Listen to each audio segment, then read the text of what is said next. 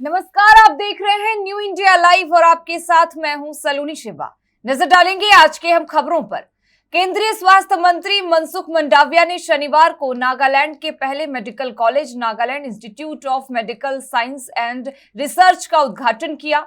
मंडाविया ने मुख्यमंत्री नेफ्यू रियो, उप मुख्यमंत्री टीआर जलियांग, राज्य के मंत्रियों, विधायकों और नौकरशाहों की उपस्थिति में उद्घाटन किया। कॉलेज में कुल 100 सीटें हैं, जिसमें 85 नागालैंड के छात्रों के लिए और 15 अन्य राज्यों के लिए। समारोह को संबोधित करते हुए मंडाविया ने कहा कि राज्य का पहला मेडिकल कॉलेज न केवल चिकित्सा शिक्षा प्रदान करेगा, बल्कि यह एक अनुसंधान केंद्र भी होगा। उन्होंने कहा कि पीएम मोदी के नेतृत्व में केंद्र सरकार देश के हर हिस्से में स्वास्थ्य सुविधाएं स्थापित करना चाहती है। मंडाविया ने कहा कि समय की मांग को देखते हुए मेडिकल और नर्सिंग शिक्षा को मजबूत करने की जरूरत है।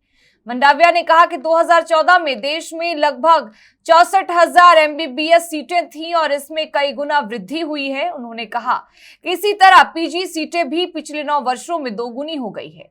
केंद्रीय स्वास्थ्य मंत्री ने नागालैंड सरकार से राज्य की हर स्वास्थ्य केंद्र में जन औषधि केंद्र शुरू करने को कहा और केंद्र के पूर्ण समर्थन का आश्वासन दिया। सीएम रियो ने कहा कि यह नागालैंड के लोगों के लिए एक ऐतिहासिक दिन है, क्योंकि उनका मेडिकल कॉलेज का सपना पूरा हो गया है। उन्होंने कहा कि राज्य में डॉक्टरों की भारी कमी है और माध्यमिक और तृतीयक स्तर की स्वास्थ्य देखभाल में भी कमियां हैं। उन्होंने कहा कि उम्मीद है कि इस उद्घाटन के बाद यह कमी पूरी हो जाएगी। रियो ने लोगों से एनआईएमएसए में पढ़ने के लिए दूसरे राज्यों से आने वाले छात्रों के लिए विशेष देखभाल सुनिश्चित करने का आग्रह किया है, ताकि उन्हें यहाँ का आना अच्छा लगे। केंद्रीय मंत्री गिरिराज सिंह और सांसद रामकृपाल यादव के साथ शनिवार को कई भाजपा नेताओं ने राजभवन में राज्यपाल से मुलाकात की। राज्यपाल राजेंद्र विश्वनाथ आर्लेकर से मिलने के बाद गिरिराज सिंह ने कहा कि बिहार में तुगलकी सरकार हिंदुओं के साथ भेदभाव कर रही है। भाजपा सांसद ने कहा कि आज मंदिर तोड़ दिए जाते हैं। उदाहरण के रूप में बेगूसराय के मामले का जिक्र किया गया। इस मामले में 4 दर्जन हिंदुओं को सरकार ने केस में फंसाकर जेल भेज दिया है। उन्होंने आगे कहा कि नवरात्र में भी शिक्षकों का आवासीय प्रशिक्षण कराया जा रहा है, जबकि शुक्रवार को जुम्मे के दिन छुट्टी दे दी जाती है। गिरिराज सिंह ने कहा कि मुस्लिमों के किसी भी पर्व पर छुट्टी होती है, लेकिन दुर्गा पूजा में शिक्षकों को ट्रेनिंग दी जा रही है। भाजपा सांसद ने लव जिहाद का मुद्दा भी उठाया। उन्होंने कहा कि बेगूसराय समेत पूरे बिहार में लव जिहाद के मामले बढ़ते जा रहे हैं।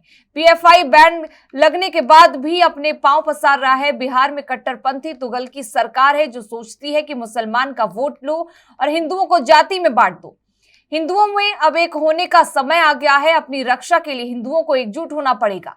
इस सरकार के सामने एकजुट होकर आगे बढ़ना है। बता दें कि शिक्षा विभाग ने नया आदेश जारी किया है, जिसके अनुसार अब दुर्गा पूजा के दौरान सरकारी स्कूलों के शिक्षकों को आवासीय ट्रेनिंग करनी होगी। यह आदेश तब तक जारी हो रहा है जब दुर्गा पूजा के दौरान सरकारी स्कूलों में अवकाश पहले से ही घोषित है। 15 अक्टूबर से दुर्गा पूजा शुरू हो रही है। इस बीच 12 अक्टूबर को एससीईआरटी ने पत्र जारी कर 16 से 21 अक्टूबर के बीच ट्रेनिंग शेड्यूल जारी कर दिया। मुख्यमंत्री योगी आदित्यनाथ ने शुक्रवार को बेसिक से लेकर उच्च शिक्षा तक के शिक्षण संस्थानों की विभिन्न योजनाओं की समीक्षा की और शैक्षिक सत्र को पटरी पर लाने के लिए मंथन किया। उच्च स्तरीय बैठक में योगी ने कहा कि आकांक्षात्मक जिलों में संचालित बेसिक, माध्यमिक, उच्च शिक्षा, प्राविधिक शिक्षा और व्यावसायिक शिक्षा के संस्थानों में शिक्षकों की कमी को प्राथमिकता पर दूर किया जाए। मुख्यमंत्री ने कहा कि सभी 8 आकांक्षी जिलों में सिद्धार्थनगर, बहराइच, बलरामपुर, चित्रकूट, चंदौली, अवस्थी, सोनभद्र और फतेहपुर के शिक्षण संस्थानों में शिक्षकों की पर्याप्त संख्या में तैनाती की जाए। उन्होंने कहा कि मानक के अनुरूप शिक्षक छात्र अनुपात हो, इसकी व्यवस्था की जाए। खासकर बेसिक शिक्षा परिषद के विद्यालयों के जिन विद्यालयों में शिक्षकों की संख्या ज्यादा है, वहां से शिक्षकों को ऐसे स्कूलों में स्थानांतरित करें जहां शिक्षकों की कमी है। वहीं माध्यमिक शिक्षा विभाग के अधिकारियों को निर्देश दिए गए कि सभी जिलों में जिला विद्यालय निरीक्षकों की तैनाती मेरिट के आधार पर की जाए। जिन जिलों में पद खाली है, वहां जल्द तैनाती की जाए। स्कूलों, कॉलेजों और उच्च शिक्षण संस्थानों में शैक्षिक सत्र को हर हाल में पटरी पर लाया जाए। समय पर प्रवेश और परीक्षाएं हो। परिषदीय स्कूलों को भेजे जा रहे 2.36 लाख टैबलेट आगामी दिसंबर तक जरूर भेज दिए जाएं। गोरखपुर में निर्माणाधीन प्रदेश के चौथे सैनिक स्कूल का निर्माण कार्य आगामी दिसंबर महीने तक पूर्ण कर लिया जाए। दिसंबर में प्रवेश परीक्षा संपन्न कराते हुए अगले वर्ष 2024 से 25 से शैक्षिक की शुरुआत करने की अभी से तैयारियां पूरी कर ली। बसिया प्रखंड क्षेत्र अंतर्गत कुम्हारी झापा टोली गांव के 3 आदिवासी परिवारों के लगभग 1 दर्जन से अधिक सदस्यों ने शुक्रवार को ईसाई धर्म छोड़कर सरना धर्म में घर वापसी किया। गांव के बुधवा पाहन ने आदिवासी रिवाज से ग्राम देवता की पूजा की और मतांतरित परिवारों को सरना धर्म में वापस लाया गया था कि गांव के 3 लोग 2 साल पहले प्रलोभन में आकर सरना धर्म को छोड़कर ईसाई धर्म में शामिल हो गए थे। 2 साल पहले मतांतरित लक्ष्मण उरांव, बिरसा उरांव और मुन्नी उरांव का कहना है कि उन लोगों के घर में हमेशा कोई ना कोई बीमार रहता था। उस समय स्वास्थ्य सुविधा का प्रलोभन दिया गया, जिस कारण वे लोग सरना धर्म को छोड़कर ईसाई धर्म अपना लिए थे। अब अंधविश्वास पर से पर्दा हट गया है। वनवासी कल्याण केंद्र से संचालित जनजातीय हित रक्षा आयाम के जिला संयोजक सोनामणि उरांव और सदस्य दिनेश लकड़ा के पहल पर मतांतरित परिवारों को जागरूक किया गया। इनकी पहल रंग लाई और शुक्रवार को बुधवा पाहन के नेतृत्व में मतांतरित लक्ष्मण उरांव, बिरसा उरांव और मुन्नी उरांव परिवार के सदस्य सुजीत उरांव, सुकरो उरांव, हाजरी उरांव, चंद उरांव, रेखा उरांव, बसंती, तिग्गा, बंधा उरांव, पाकू उरांव, रिंकू उरांव, सोमो उरांव, पनिया उरांव को विधि विधान से अपने मूल धर्म सरना में शामिल किया गया। जनजातीय हित रक्षा आयाम के जिला संयोजक सोनामती उरांव, सदस्य दिनेश लकड़ा, हिंदू जागरण मंच के प्रदेश प्रवर्तन प्रमुख संजय वर्मा आदि ने क्षेत्र में हो रहे मतांतरण पर चिंता जताया है। उन्होंने मतांतरण पर कानून बनाने की सरकार से मांग की है। सोनामणि उरांव ने कहा कि ईसाई धर्म के पुरोहित गुमला सिमडेगा जिला के ग्रामीण क्षेत्रों में गरीब आदिवासी समाज को प्रलोभन देकर सरना धर्म से मतांतरण कराने का काम कर रहे हैं।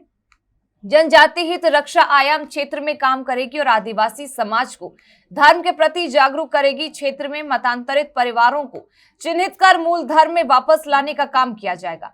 मतांतरित परिवार के सदस्यों ने सरना धर्म में वापस लौटने के बाद सुकून महसूस कर रहे हैं। पूरा परिवार उत्साहित है। बड़ी खबर मथुरा से है, जहां श्री कृष्ण जन्मभूमि संघर्ष न्यास के अध्यक्ष दिनेश शर्मा ने बड़ा आरोप लगाया है। उन्होंने कहा कि यदि मेरी हत्या हो जाती है तो मथुरा जिला अधिकारी होंगे जिम्मेदार।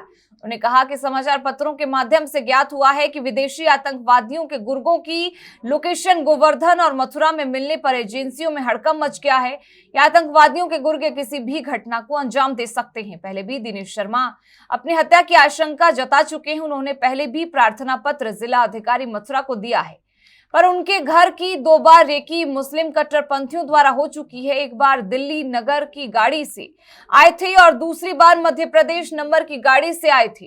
पड़ोसियों द्वारा पूछताछ करने पर वह लोग भाग गए। उन्होंने कहा कि एक बार उनके ऊपर जानलेवा हमला हो चुका है और व्हाट्सएप नंबर पर कई बार जान से मारने की धमकियां भी आ चुकी हैं। इन सभी प्रार्थना पत्रों को वह कई बार देख चुके हैं, लेकिन शासन प्रशासन की तरफ से अभी तक कोई भी सुरक्षा का इंतजाम नहीं किया गया है।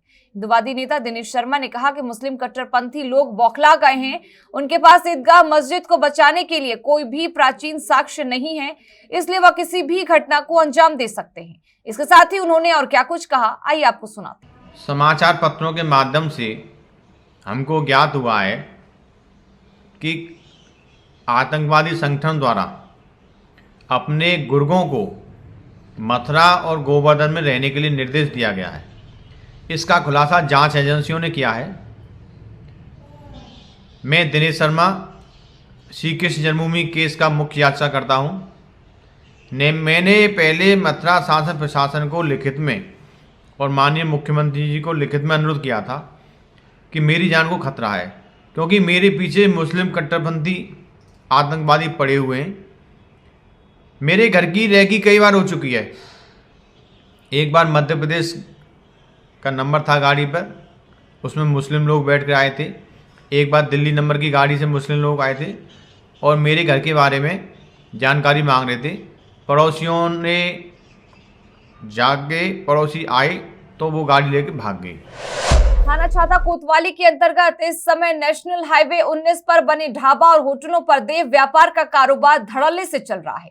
पुलिस की कार्रवाई होने के बावजूद भी होटल संचालकों में डर देखने को मिल रहा है। वहीं विश्व हिंदू परिषद के कार्यकर्ताओं द्वारा दी गई सूचना पर छाता पुलिस ने थाने से चंद दूरी पर बने एक ढाबा पर दबिश दी, जहां पुलिस को एक युवक के साथ नाबालिग स्कूली छात्रा मिली।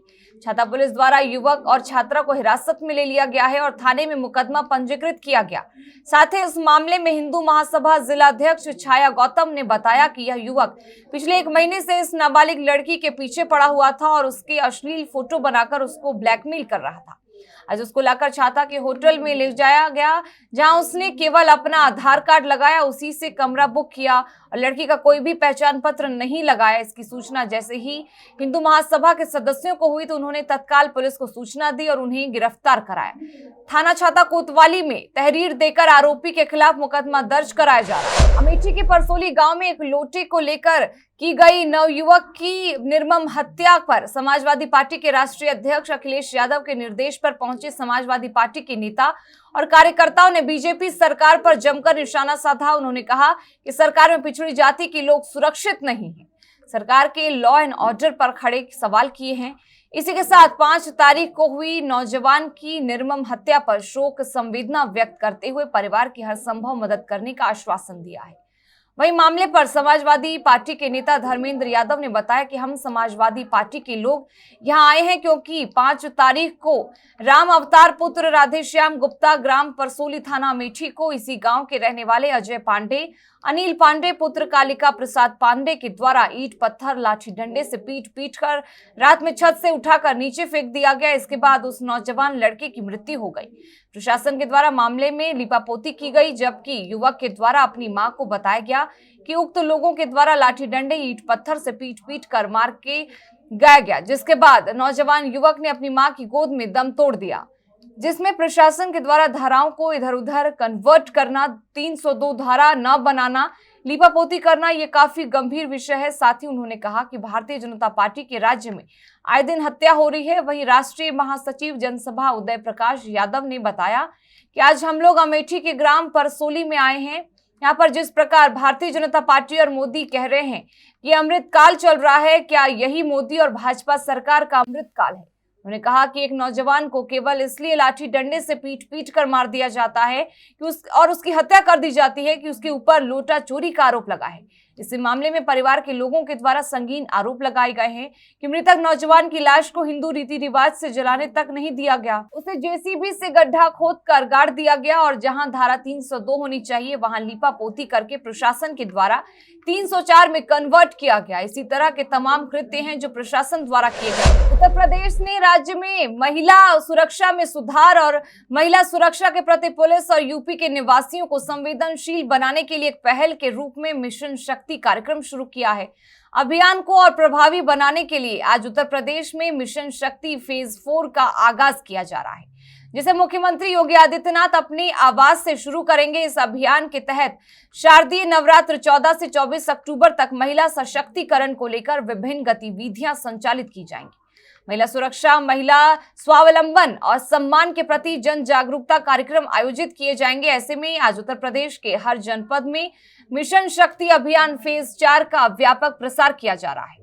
इसी क्रम में अमेठी में भी जीजीआईसी गौरीगंज से मुख्य विकास अधिकारी सानिया छाबड़ा द्वारा आज सुबह 8:30 बजे महिला सशक्तिकरण हेतु जन जागरूकता रैली को हरी झंडी दिखाकर रवाना किया, जिसका समापन गौरीगंज जिलाधिकारी कार्यालय में हुआ। रैली में बड़ी संख्या में स्कूली छात्राएं, अमेठी पुलिस और कई विभागों के अधिकारी कर्मचारियों ने हिस्सा लिया। इसी के साथ फिलहाल इस बुलेटिन में बस इतना ही, लेकिन तमाम खबरों के लिए बने रहें हमारे साथ और देखते रहें न्यू इंडिया लाइव।